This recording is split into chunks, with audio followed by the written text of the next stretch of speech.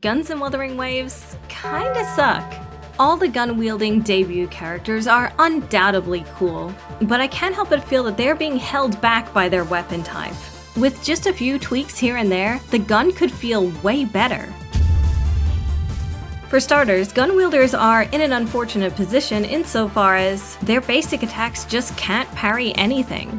Of course, this is probably because it would be far too easy to parry things with a gun character, but nevertheless it is something to consider. But the thing that drives me nuts more than anything else when it comes to gun characters is the aiming mode. I can't stand the aiming mode. Kuro Games is excellent at designing character movesets, and this applies to gun-wielding characters too, but it feels like they're being held back by a puzzle mechanic. On the bright side, you can do silly things with the aiming like cheesing bosses very slowly from a distance. But on the other hand, the aiming attack is pretty weak. It doesn't justify the amount of time it takes to use in combat at all, so it really does just feel like a puzzle gimmick. The problem to me is that since every gun character needs to have this in order to do puzzles, it means that they all feel kinda similar to each other in that one sense. It means they end up feeling less unique than the other characters who use the same weapon types. But the real problem, in my opinion, is not that the aiming mode exists, it's that it's activated by holding down basic attack. It's so frustrating to me when I'm playing Chisia and trying to do the heavy attack mid-combo with her, but I accidentally mistime it and then enter aiming mode and then it's just awkward and jarring. There's never a time in the middle of an intense boss fight where I want to enter aiming mode right next to its face. So I propose a solution.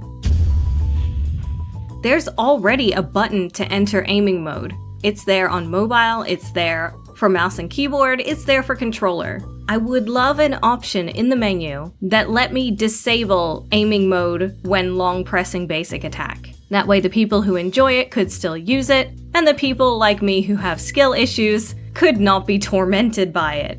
And that way it would still be easy to enter aiming mode for certain puzzles or whatever you wanted to use it for. What I want to know is, does the aiming mode bother you too?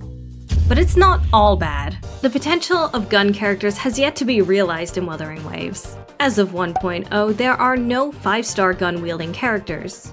Perhaps new characters will bring with them some new mechanics, and some way to ease the pain of the aiming mode.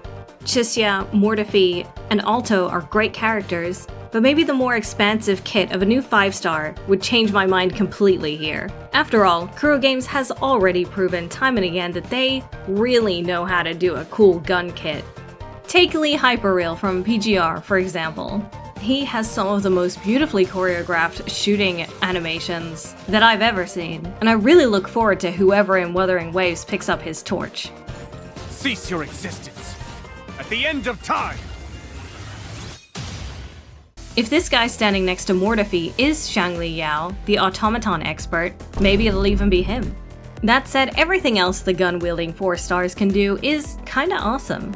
The way Chisia can slide or get trigger-happy with her guns feels really satisfying, and her Resonance Liberation really packs a punch. Mortifi's draconic attacks feel so flashy compared to that, and really emphasizes his struggle with anger. And Alto can even use his resonance skill for movement, which is pretty cool, and a really nice way to travel around the world, especially if he's picked up a few wave bands. I do think it's a bit of a shame to have puzzle-solving mechanics built right into your kit. Wuthering Waves is generally really good about not needing specific characters to do overworld things, and I love that. I love getting to use whoever I want, and it's such a pain whenever I have to bring out a shooter.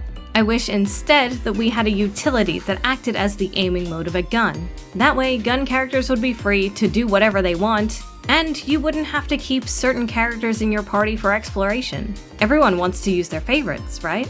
And that's really what it comes down to. In a game with such an expansive world that gives you this sense of freedom, not being able to use your favorites at all time when exploring feels limiting.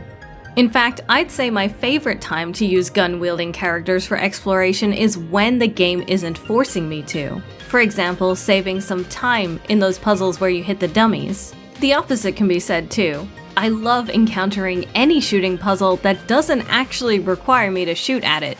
If I can take out all those targets with Dreamless, I'm happy. And it's that choice that makes exploration magical. That's what I'd love to see Kuro Games lean into in the future. Well, I'd be happy enough if heavy attack wasn't a name, or at least it could be disabled. I'd be pretty curious to hear from some gun character mains, if you think they're already perfect or not, or if maybe any of these changes will be helpful to you too.